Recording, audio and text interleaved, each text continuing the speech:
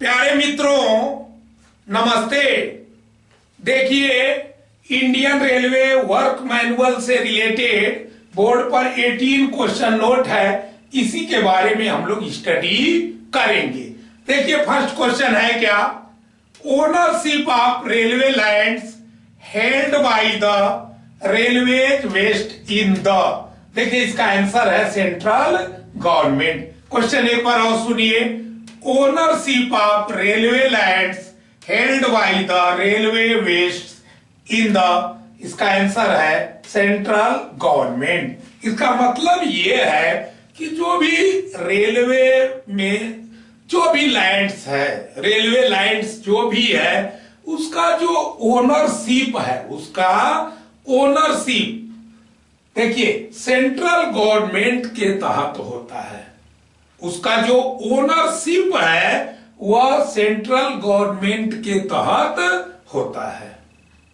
देखिए, second question क्या है, track and structure utilize about how many % of total land on Indian railway. देखिए, बहुत इजी क्वेश्चन है कि भाई इंडियन रेलवेज के पास भाई जितना भी लैंड है उसमें भाई ट्रैक और स्ट्रक्चर्स कितने % नियर अबाउट जो है यूटिलाइज किए गए हैं।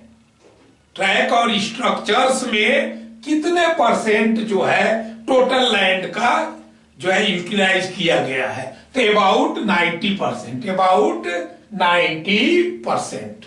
अब देखिए, थर्ड क्वेश्चन क्या है, RLDA is abbreviated for. RLDA का फुल फॉर्म क्या होगा, तो रेल लैंड डेवलपमेंट अथॉरिटी। फिर से सुनिए, रेल लैंड डेवलपमेंट अथॉरिटी। देखिए, जो 4 नंबर का क्वेश्चन है, GMF इज एब्रीविएटेड फॉर। जो GMF है उसका फुल फॉर्म क्या होता है, देखिए बहुत इजी है, ग्रो मोर फूड। फिर से एक बार सुनिए, ग्रो मोर फूड। देखिए, 5 नंबर का क्वेश्चन क्या है, in the interest of safety of railway track. देखिए, एक्चुअल में रेलवे ट्रैक के सेफ्टी के इंटरेस्ट में, ध्यान दीजिए, रेलवे ट्रैक के सेफ्टी के इंटरेस्ट में no tree should be planted. कोई भी ट्री प्लांट नहीं किया जाएगा, कोई भी ट्री नहीं लगाया जाएगा।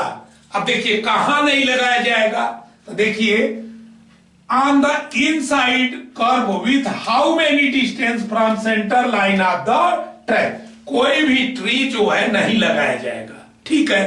तो कर्व के इनसाइड, देखिए आउटसाइड की बात नहीं कर रहा है, इनसाइड ऑफ कर्व से मतलब देखिए इनसाइड ऑफ कर्व की तरफ जो है सेंटर लाइन ऑफ ट्रैक से कितने मीटर डिस्टेंस तक कोई भी ट्री प्लांट नहीं किया जाएगा, तो 9 मीटर डिस्टेंस। इसका मतलब ये हुआ कि इनसाइड की तरफ, कर्व के इनसाइड की तरफ कोई भी ट्री जो है नहीं लगाया जाएगा सेंट्रल लाइन ऑफ ट्रैक से 9 मीटर तक। इसके बीच कोई ट्री नहीं होना चाहिए। देखिए, जो आपका 6 नंबर का क्वेश्चन है, PPE act is abbreviated for. PPE act का क्या मतलब होता है, फुल फॉर्म होता है, तो देखिए, पब्लिक प्रीमिसेस इविक्शन एक्ट। फिर से सुन लीजिए, बहुत इंपॉर्टेंट ये एक्ट है, पब्लिक प्रीमिसेस इविक्शन एक्ट। देखिए, 7 नंबर का क्वेश्चन है, the encroachment by outsiders removal of which required action under public premises eviction act comes in. देखिए, 7 नंबर का क्वेश्चन ये है कि ये इंक्रोचमेंट से रिलेटेड क्वेश्चन है कि ऐसा इंक्रोचमेंट जो कि आउटसाइडर के द्वारा किया गया हो। भाई रेलवे लैंड का इंक्रोचमेंट किया गया है लेकिन आउटसाइडर के द्वारा किया गया है। तो देखिए, रिमूवल ऑफ व्हिच रिक्वायर्ड, भाई उसके रिमूवल के लिए, उसके भाई इंक्रोचमेंट तो आउटसाइडर के द्वारा कर लिया गया, बट उसका रिमूवल करना है, उसको रिमूव करना है, उसे हटाना है। तो उसके लिए देखिए, उसके लिए एक्शन, उसके लिए एक्शन लेना पड़ेगा, और एक्शन जो होगा अंडर, देखिए पीपीई एक्ट के अंदर होगा। तो ऐसा जो है इंक्रोचमेंट, देखिए कम्स इन किस कैटेगरी में आता है, तो देखिए इसका आंसर है कैटेगरी ए इंक्रोचमेंट। ध्यान दीजिए, फिर से समझ लीजिए, आउटसाइडर के द्वारा जो इंक्रोचमेंट कर लिया जाता है रेलवे लैंड का, और जिसको रिमूव करने के लिए, जिसको रिमूव करने के लिए पीपीई एक्ट की आवश्यकता पड़ती है, तो ऐसा इंक्रोचमेंट कैटेगरी ए इंक्रोचमेंट में आता है, कैटेगरी ए में आता है। अब देखिए 8 नंबर का क्वेश्चन है, encroachment by outsider which do not require action under PPE Act।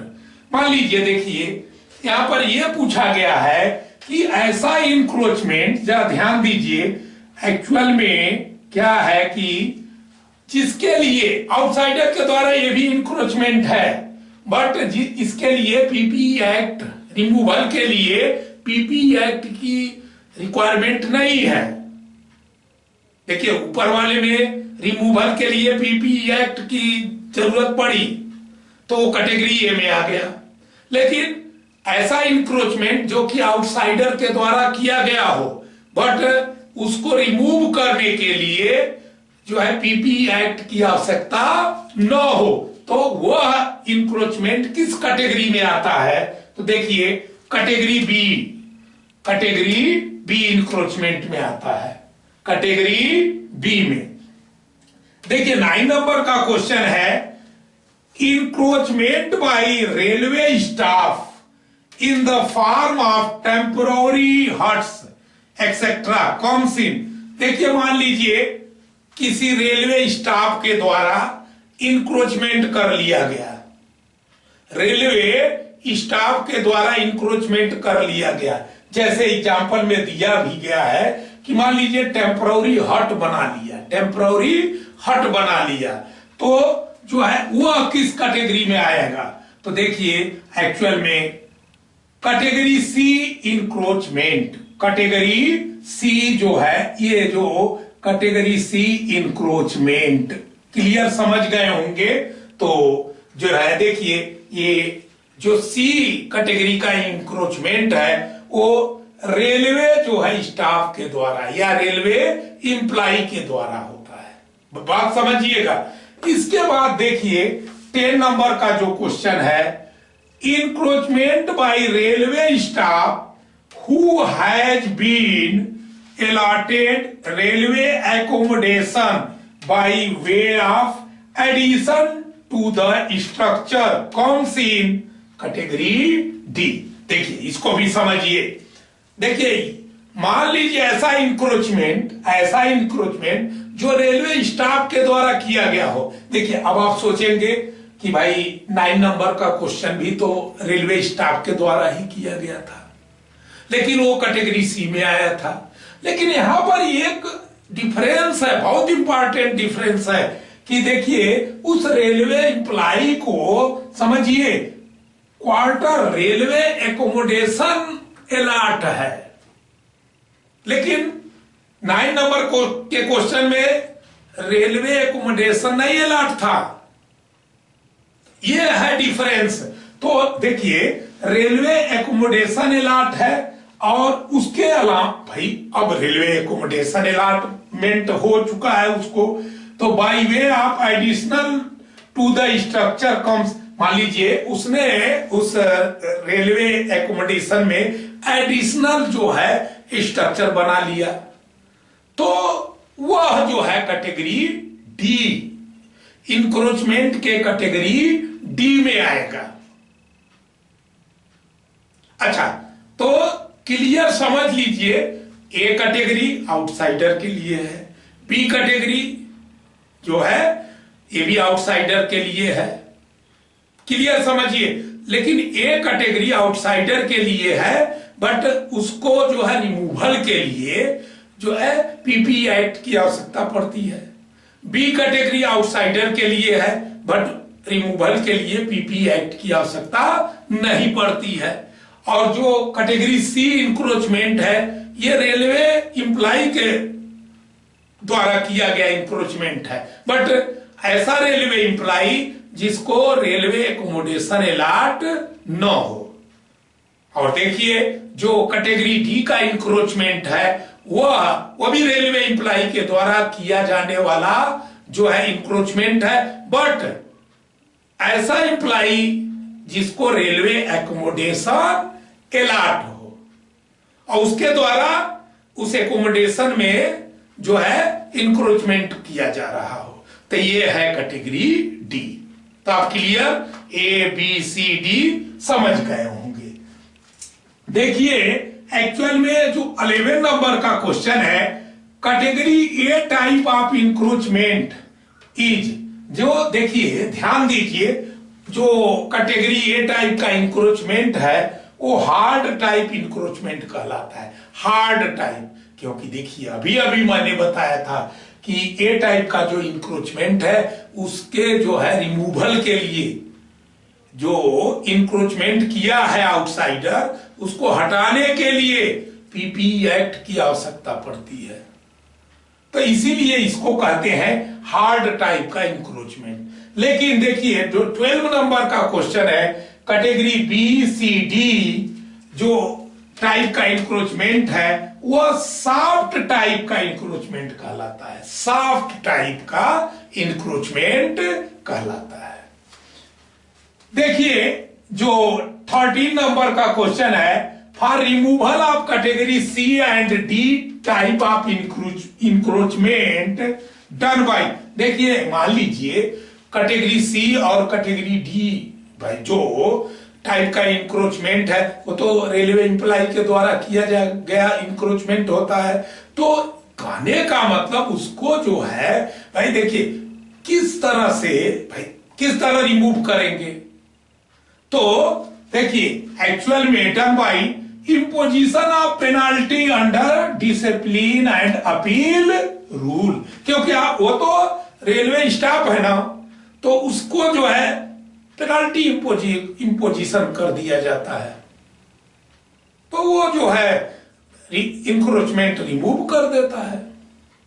देखिए अब जो 14 नंबर का जो क्वेश्चन है, unauthorised use of railway land for cultivation, देखिए unauthorised use of railway land for cultivation, cultivation के लिए by railway employee who have been allotted railway accommodation, the encroachment will be comes in, देखिए category D में आएगा, ये category D में आएगा।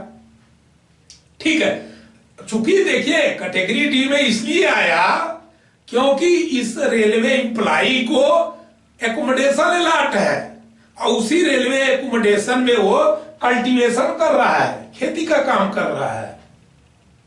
तो देखिए तो वो क्या आएगा कैटेगरी डी में। अगर रेलवे एकोमोडेशन अलॉट नहीं होता तो कैटेगरी सी में आ जाता, कैटेगरी सी में आ जाता। तो इससे कोई घबराने की जरूरत नहीं है।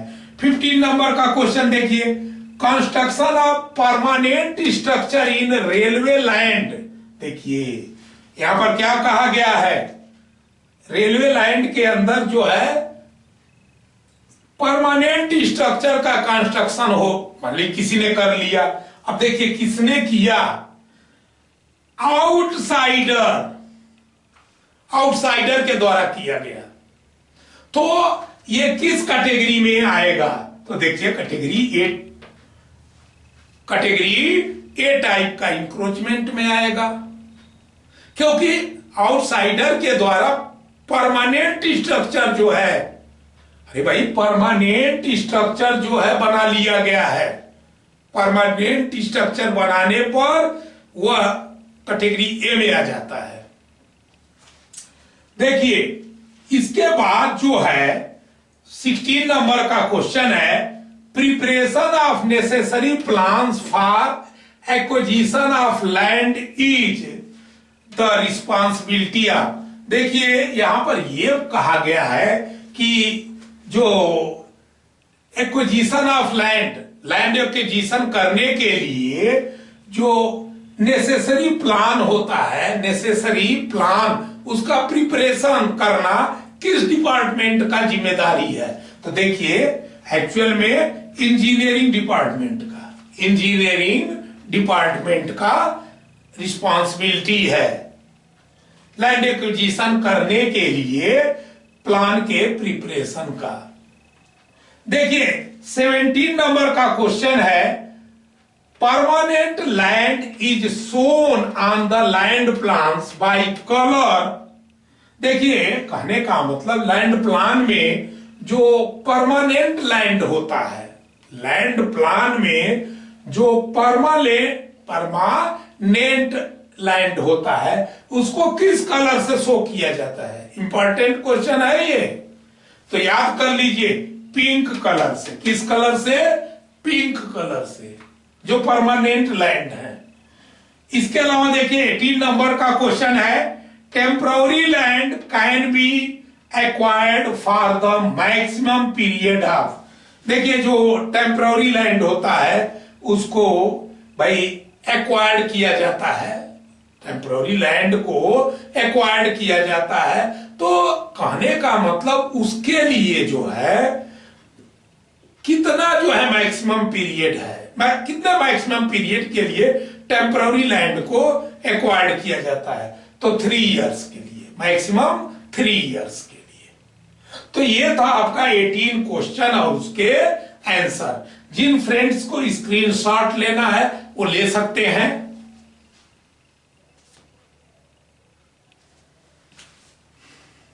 इसी के साथ वीडियो का ये पार्ट समाप्त होता है। अगले पार्ट में हम फिर आपसे न्यू आइटम के साथ मिलेंगे। धन्यवाद।